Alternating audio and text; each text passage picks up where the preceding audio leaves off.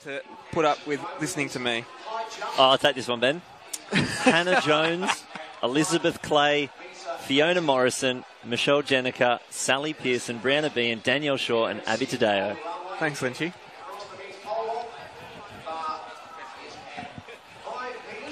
So and down the back straight, there's still the 2.0 there. I think they've just left that on since the heats, but they're going to have a tailwind. Yeah, they're going to have a tailwind, but it's going to come down to whether it's legal or not. Because obviously we've seen some pretty strong winds out here on the front straight.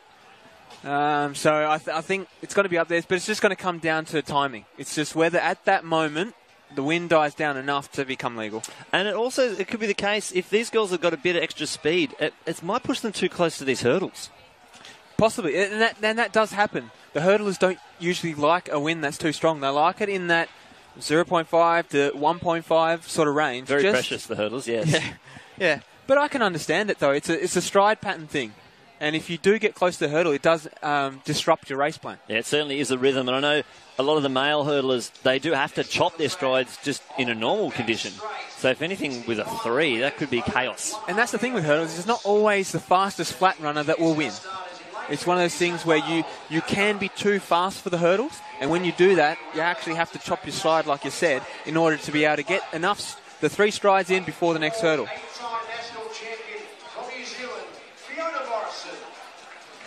But this is going to be a cracking race. Yeah, some class athletes out there. Yeah, we see Jenicke doing her customary jiggle dance. I don't know if is there a name for it? Is there a name for the dance? I don't think it's... Can we name it? Do we have rights to name it? I don't think we do. Can we just unofficially name it? Well, do you have a good name for it? No, but I'm sure we can come up with one between now and the end of the race. There's a couple of athletes in here capable of a sub-13. Brianna Bean ran her PB here last year at the National Champs. Very close to that 12-second 99. 12.98 is what you need. And Michelle Jenicke getting 99.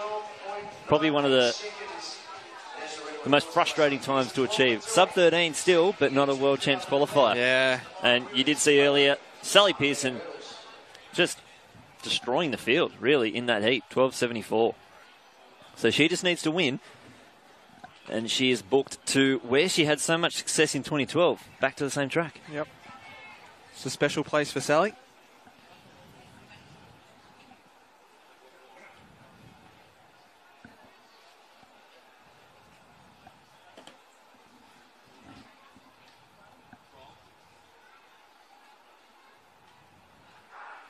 Pearson out with her customary fast start, and she clears the first hurdle with a good lead. Jenicke chasing her down, but Jenicke hitting some hurdles. Sally Pearson now pulling away from the field. Bean into second place. It's Bean in second, but Sally Pearson 12.54 the win. 2.3.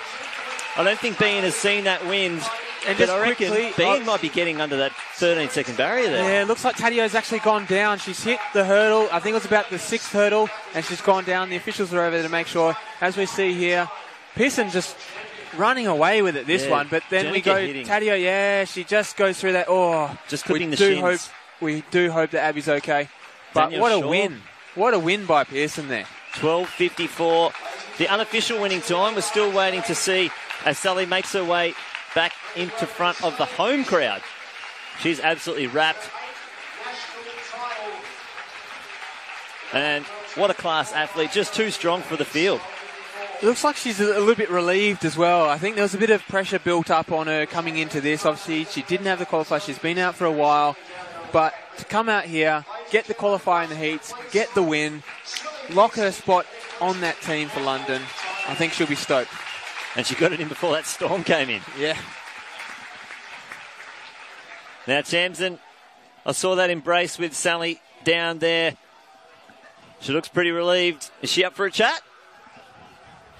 I have, Sal. Sorry, I'm puffing too. It was that warm down after the race, Sal. Pretty fast. I think you could run the 100 as well, just as fast as you used to. To hear that you're puffed too. Amazing to have you back, Sally. I think I'm going to cry, sorry. I don't blame you. It's been a pretty tough year, a big battle to get here.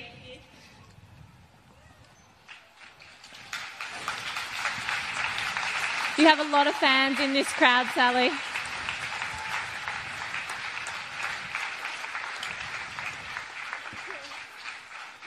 We're all very proud, Sally. Talk us through that race.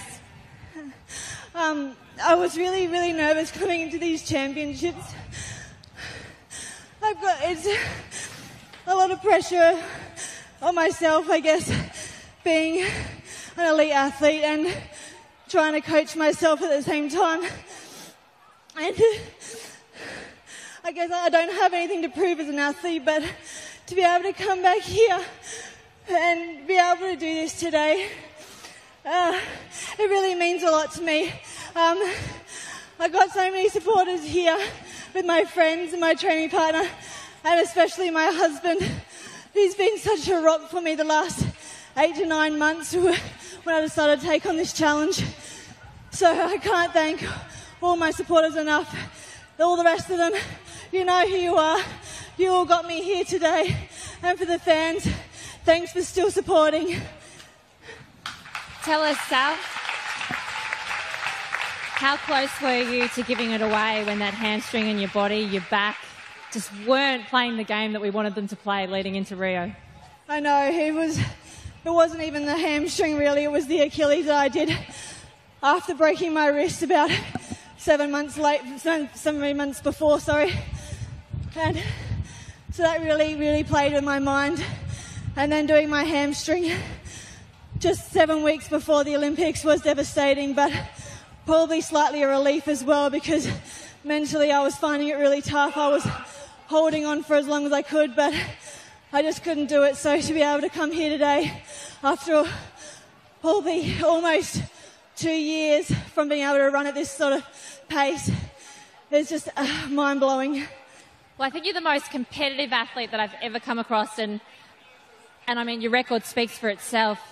But you ran in the heats this morning, and it was the fastest time since that Rome race where you broke your arm. So can we almost start to say that Sally Pearson of old is back?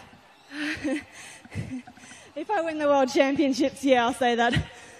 Oh, I love it. I love it. Well, ladies and gentlemen, she's qualified for the World Championships, our Olympic gold medalist.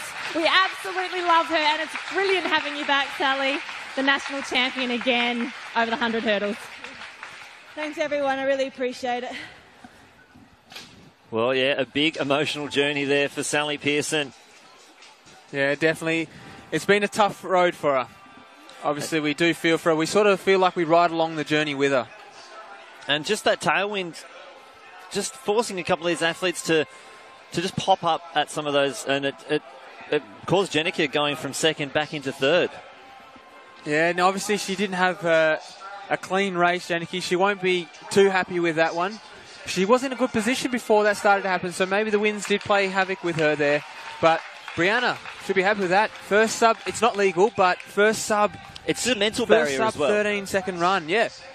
And it's only a 2.3, so it's not like it's a crazy 4.5 or anything silly like that. So it's only a 2.3, so she now knows that she has the capabilities of going out there and running that World Champs qualifier.